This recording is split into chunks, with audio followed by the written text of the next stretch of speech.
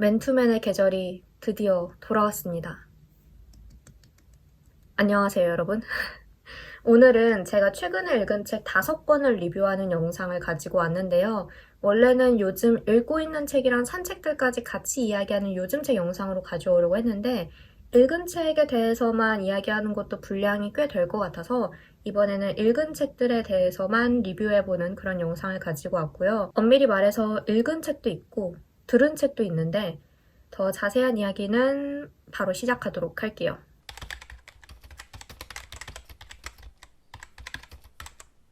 첫 번째로 읽은 책은 바로 이 책입니다. 윤희영 작가의 설랑이라는 책이고요. 출판사는 나무엽 의자입니다. 저번에 올린 10월에 읽을 책 같이 골라요 영상을 보신 분들은 제가 이 책을 어떻게 골라서 읽게 됐는지 아마 아실 거예요. 이 책에는 할로윈 시즌의 단골 손님, 늑대 인간이 나옵니다. 간단하게 줄거리를 소개하자면 이 소설의 주인공은 한서영이라는 어느 작가입니다. 스틸라이프라는 소설 시리즈를 쓴 작가인데요. 서영에게는 아주 특이하고 또 본인에게 아주 괴로운 그런 특징이 하나가 있어요. 초승달이 뜰 무렵에 누군가와 사랑에 빠지고 후에 보름달이 뜨면 서영이 꿈속에서 늑대인간으로 변해서 사랑하는 연인을 잔인하게 먹어치운다라는 겁니다. 물론 꿈에서 일어나는 일이기 때문에 현실에서 어떤 사건이나 사고가 일어나지는 않지만 그래도 그 꿈을 꾸고 나면 현실에서 이제 딱 깨어났을 때 사랑이 끝나요. 그냥 마법같이 사랑하는 어떤 마음들이 사라지는 거예요. 서영은 헤어진 연인을 떠올리면서 그때부터 소설을 쓰기 시작합니다. 그렇게 탄생한 소설이 이제 스틸라이프라는 시리즈인 거예요. 정말 루틴이라고 부를 수밖에 없는 그런 일련의 과정이 없으면 도저히 글을 쓸 수가 없는 거예요. 이 서영이라는 작가는 이 일이 이제 서영의 마음을 굉장히 갉아먹고 있습니다. 그러던 차에 서영이 앞에 최소은이라는 이름의 또 다른 작가가 인터뷰를 요청하면서 나타납니다. 굉장히 독특한 인물 설정이죠. 작가의 이야기인데 그 작가가 꿈에서 늑대인간으로 변한다. 그리고 사랑하는 연인을 먹어치운다. 이 설정은 도저히 안 읽을 수가 없는 설정인 거예요. 이 소설은 사랑에 관한 소설이기도 하고 또 글쓰기에 관한 소설이기도 합니다. 자기 스스로를 어떻게 인식을 하고 또 받아들이고 이거를 글로써 표현을 하는지 그리고 사랑이 우리를 어떻게 변화시킬 수 있는지 읽는 방향과 관점에 따라서 정말 많은 생각을 할 수 있는 그런 이야기이거든요. 그리고 서영과 소은은 두 명 모두 작가이고 직접 만나기 전부터 이미 서로의 작품을 읽은 상태예요. 그리고 이미 서로의 작품에 매료가 돼서 팬이 된 상태였거든요. 이러한 설정 때문에 누군가의 글을 바라보는 마음, 근데 그 글은 나라면은 도저히 쓸 수 없는 종류의 글이고 거기에 더해 그 글을 쓴 사람을 직접 만나 사랑을 느끼게 되기 때문에 여기서 오는 또 어떤 내적인 갈등이나 고민 같은 게 잘 드러나 있어요. 저는 서영이라는 인물의 어떤 특수한 상황과 더불어서 이러한 관계, 이 모든 것이 품고 있는 가능성이 너무 좋았거든요. 단지 특이한 것을 넘어서 뭔가 더 많은 이야기를 할 수 있다고 생각을 했고 그런데 그런 이야기가 쓰임 방식에 대해서는 저는 조금 제 개인적인 취향으로는 조금 아쉬움이 남았어요. 왜냐하면 너무 많은 이야기가 인물의 대사를 통해서 직접적으로 이렇게 설명되고 있다라는 인상을 받았거든요. 독자가 인물의 행동이나 어떤 분위기를 통해서 충분히 읽어낼 수 있는 것들도 혹은 말해지지 않았기 때문에 좀 더 여운이 남을 수 있는 것들도 인물이 직접 말로 다 설명을 해버리는 느낌을 저는 받아서 뭐랄까 제가 이들의 이야기에 끼어들 여지가 없다라는 느낌이 들었어요. 아마 읽는 분마다 다 감상이 다를 수는 있겠지만 그럼에도 불구하고 인물 설정과 관계가 너무나 흥미로운 책이기 때문에 원체 그래서 시간이 되시면 한번 읽어보시는 것도 좋을 것 같습니다. 그리고 이 이야기에서 소은이 쓴 작품이 하나가 있어요. 소설 작품이 하나가 있는데 그 작품이 실제로 윤희영 작가님의 다른 책에 단편 모은 소설집에 단편으로 실려 있습니다. 그 점도 흥미로웠어요. 제가 그 책을 먼저 읽고 이제 이 작품을 읽은 건데 이거 낯익은데 하고 쭉 읽다가 이거 그 작품이잖아 라는 생각이 딱 떠오르더라고요. 그래서 아마 윤희영 작가님의 작품을 이렇게 쭉 따라오신 분들은 그런 연결고리도 발견할 수 있을 것 같다라는 생각을 했고 아무튼 그래서 네, 이 책 드디어 읽었습니다.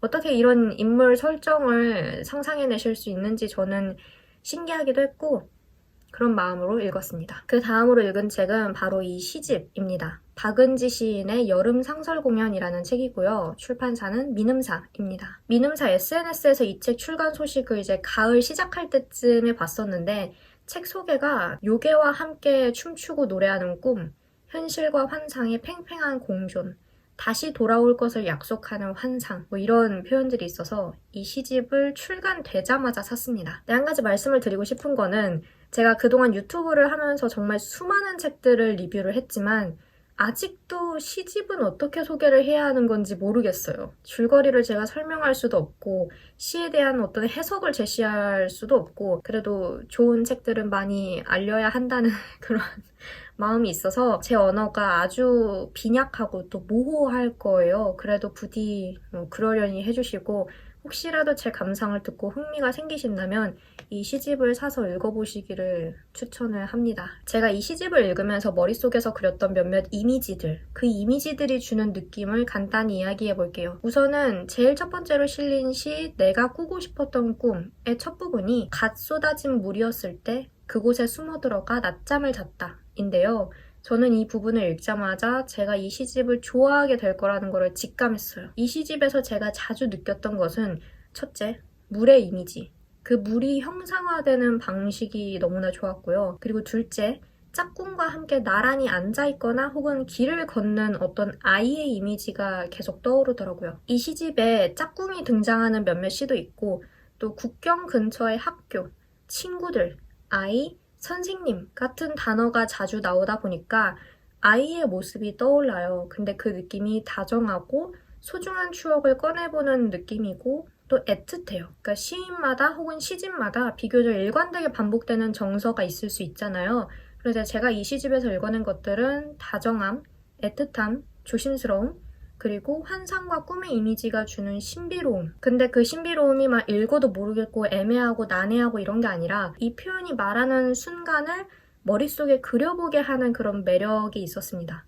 무슨 뜻인지 아시겠어요? 사실 저도 잘 모르겠는데 아무튼 요점은 너무 좋았다, 제 취향이었다 라는 거였고요. 진짜 설명을 하면 할수록 제가 잘 이야기하고 있는 건지 확신이 사라지는데 아주 오랜만에 마음을 다해 읽었던 시집이고요.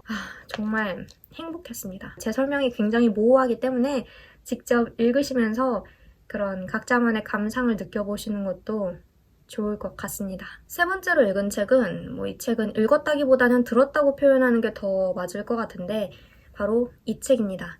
태 켈러 작가의 호랑이를 덫에 가두면이고요. 출판사는 돌베개입니다. 전자책으로 먼저 샀거든요. 그리고 전자책으로 한 절반까지 읽었는데 얼마 전에 알라딘에서 보니까 이 책 오디오북이 있더라고요. 아주 저렴한 가격에 대여를 했고요. 전자책으로 절반까지 읽기는 했지만 다시 처음으로 돌아가서 밤에 잠들기 전에 몇 분씩 들으면서 이제 챕터 몇 개씩 들으면서 잠들었어요. 간단하게 줄거리를 이야기를 하자면 이 책은 우리가 잘 아는 햇님 달님 이야기를 일종의 재해석한 이야기라고 할 수 있을 것 같아요. 주인공인 릴리는 아픈 외할머니와 함께 더 많은 시간을 보내기 위해서 언니와 엄마와 함께 외할머니 댁으로 이사를 하는데요.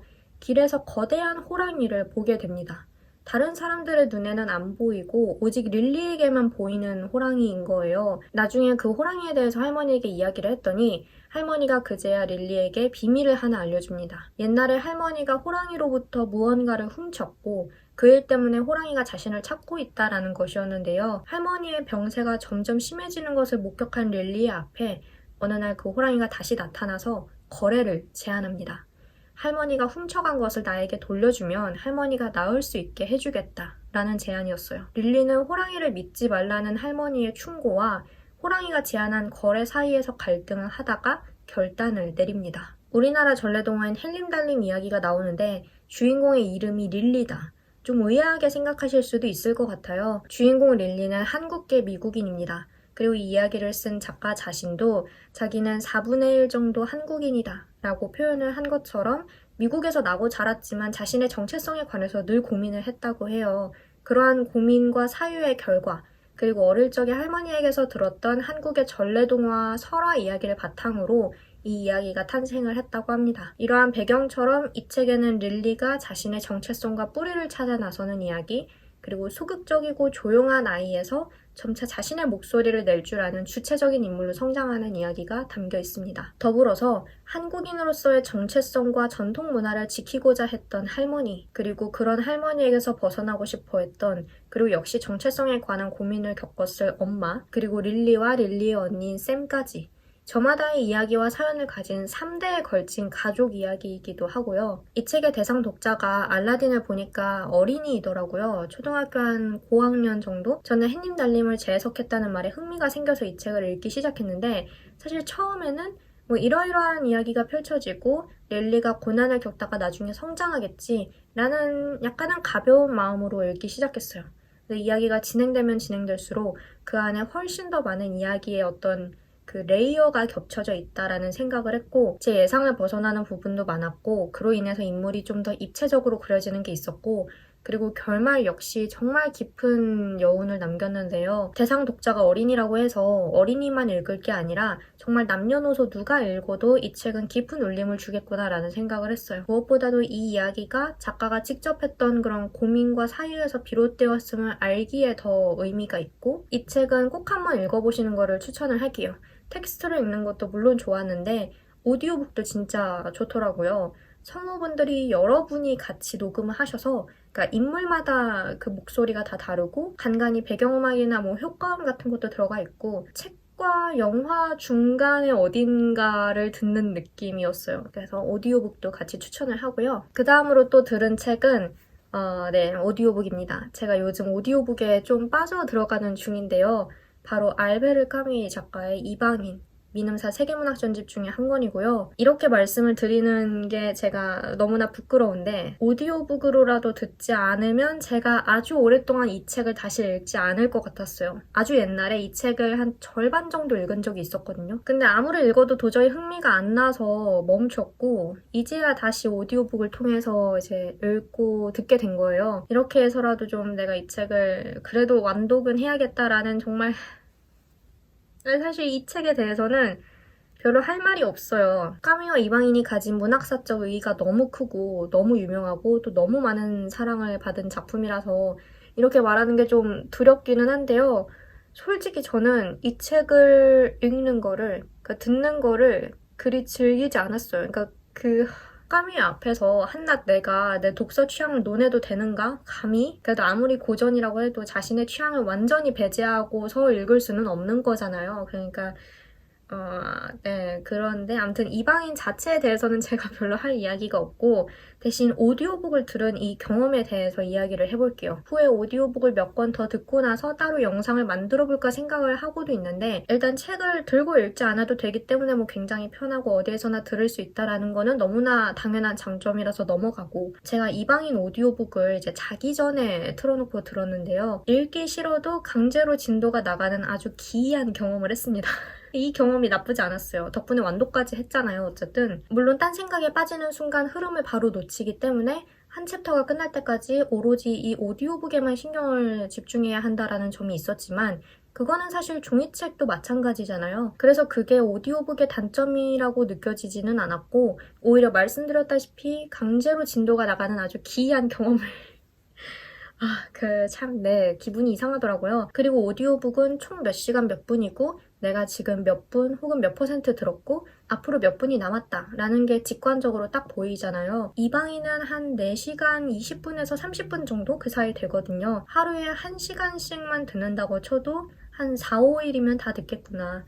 그러면 되게 시도해볼 만하게 느껴져요. 이 4시간 반을 내가 투자하지 못해서 지난 4, 5년을 허비했다니라는 생각도 들면서 약간 도전하고 싶은 마음이 들게 한달까? 그리고 이 이방인 오디오북의 경우에는 성우분의 목소리가 정말 좋아요. 그래서 비록 내용이나 뭐 문체 같은 거 분위기가 제 취향이 아니었더라도 듣는 게 그리 괴롭지 않더라고요. 그러니까 아까 제가 좀 읽는 거를 즐기지 않았다라고 말씀을 드렸는데 그거는 책 자체에 대한 책 내용에 대한 그런 거였고 이제 오디오북을 듣는 경험 자체는 굉장히 좋았다. 아까 호랑이를 덫에 가두면 그 책은 성우가 여러 분 나오셔서 각 인물마다 다른 성우가 녹음을 하신 경우였는데 이 이방인은 한 분의 성우가 처음부터 끝까지 다 읽으시는 거였어요. 근데 어느 쪽이든 저는 둘 다 각 책의 그런 스타일이나 분위기에 잘 맞는다고 생각을 했고, 참고로 지금 데미안 오디오북도 알라딘에서 대여로 결제를 해서 듣고 있는데요. 그 책은 하도 오래전에 읽어서 다시 읽어야지 하고 생각만 하고 있던 차에 오디오북이 있다는 거를 보고서 이제 듣게 된 거예요. 근데 그것도 성우분의 목소리가 너무 좋고 이야기를 정말 잘 읽어주시고 잘 듣고 있습니다, 정말. 그래서 앞으로도 오디오북은 좀 꾸준히 구매를 해서 들을 생각이고요. 오디오북은 한 번에 한 권씩만 결제해서 들을 거예요. 오디오북마저 쌓이면 안 되기 때문에 한 권을 완독을 다 하고 그 다음에 새로운 거를 이제 구매를 해서 들으려고 생각을 하고 있는데, 민음사 세계문학 전집에 오디오북이 꽤 있는 것 같더라고요. 아무튼 이 경험을 빨리 여러분께 말씀을 드리고 싶었어요. 나중에 오디오북 기회가 되면은 추천 영상 이런 것도 좀 만들어 보고 싶은데 그 영상을 만들 수 있을 때까지 열심히 듣겠습니다. 마지막으로 읽은 책은 바로 이 책입니다. 손보미 작가의 작은 동네. 출판사는 문학과 지성사이고요. 이 책은 여름에 한번 읽은 적이 있었는데 결말을 읽는 순간 홀린 듯이 다시 처음으로 돌아가서 읽게 되더라고요. 다른 책도 읽어야 할 게 좀 많았어서 시간이 걸리기는 했지만 어쨌든 두 번째로 완독을 했습니다. 간단하게 줄거리를 이야기하자면 이 책은 크게 두 시간대가 맞물려서 전개가 되는데요. 우선 하나는 현재, 주인공인 나는 연예기획사에서 일하는 남편과 함께 살아가면서 간간히 번역도 하고 또 강의도 하면서 살아가고 있습니다. 나에게는 어머니가 있었으나 얼마 전에 암으로 세상을 떠났고요. 아버지는 어렸을 때 엄마와 주인공을 두고 집을 나갔기 때문에 그에 대한 감정이 좋지 않았어요. 그래서 아버지가 자신에게 다시 연락을 했을 때도 계속 피하는 모습을 보였고, 그러던 어느 날 나는 남편을 따라간 남편 회사의 송년회에서 매년 그 자리에 참석하던 배우 윤희소가 모습을 감췄다는 것, 그녀가 사라졌다라는 것을 알게 되고, 정확히 그것이 계기가 되었다고 말하기는 조금 모호하지만 어쨌든 나는 아버지를 만나야겠다라고 갑자기 결심을 합니다. 여기서 이제 함께 나오는 것이 과거의 시간대인데요.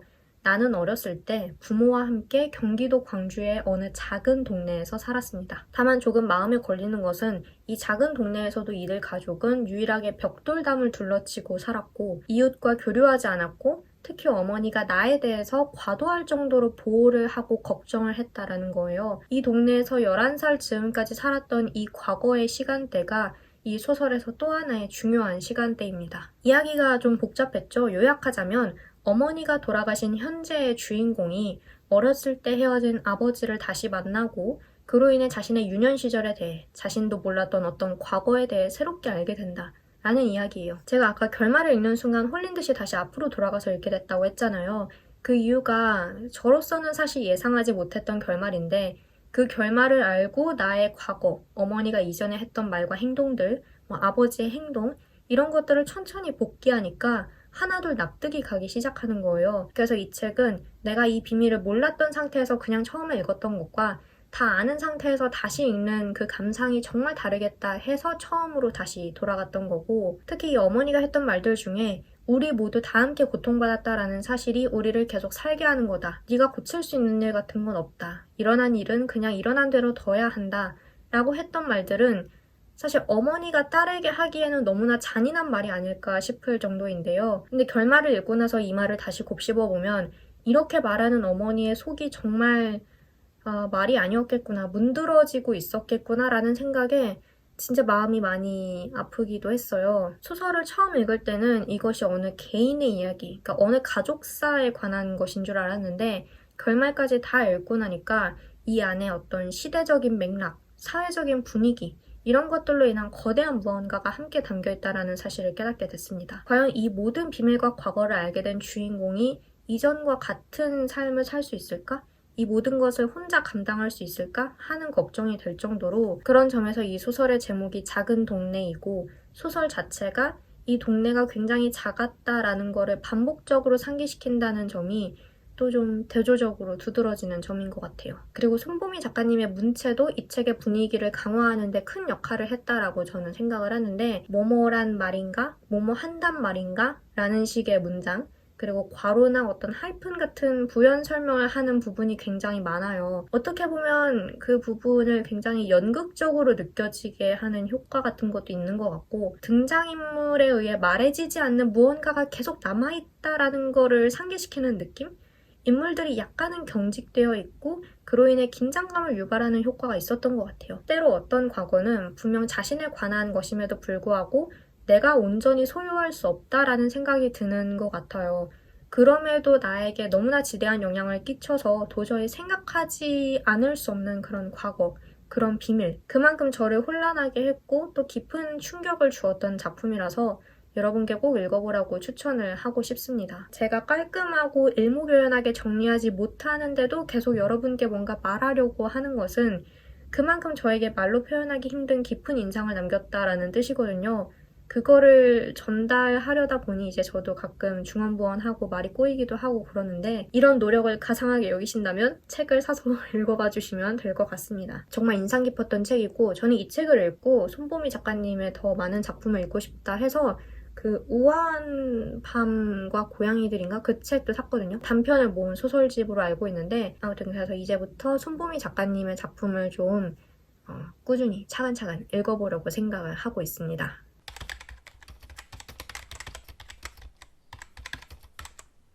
네, 이렇게 해서 오늘은 제가 요즘 읽고 들은 책 5권에 대해서 이야기를 해봤는데요. 뭔가 이렇게 놓고 보니까 별로 없어 보이네요. 이번에는 종이책도 읽었지만 전자책이랑 또 오디오북까지 들었기 때문에 이렇게 형체가 없는 책들이 지금 여기 같이 있는 셈인데 모두 문학 장르였지만 소설도 있었고 시집도 있었고 뭐 성인 독자를 위한 책도 있었고 어린이 독자를 위한 책도 있었고 국내 소설, 해외 소설, 종이책, 전자책, 오디오북 다양하게 좀 있었던 것 같아요. 그래서 개인적으로는 비록 크게 보면은 이제 문학 장르에 치우쳐져 있기는 했지만 나름 좀 다양하게 재미있게 읽었다라고 생각을 하고 요즘에 가장 큰 소득은 역시 오디오북의 세계에 입문하게 되었다. 앞으로도 부지런히 읽고 또 들어서 여러분께 더 많은 작품들을 소개할 수 있도록 할게요. 네, 그럼 저는 여기서 이만 영상을 마치도록 하고요. 다음 영상으로 다시 찾아뵙도록 하겠습니다. 오늘도 영상 봐주셔서 정말 감사하고 저는 다음 영상에서 다시 만나요. 빠이.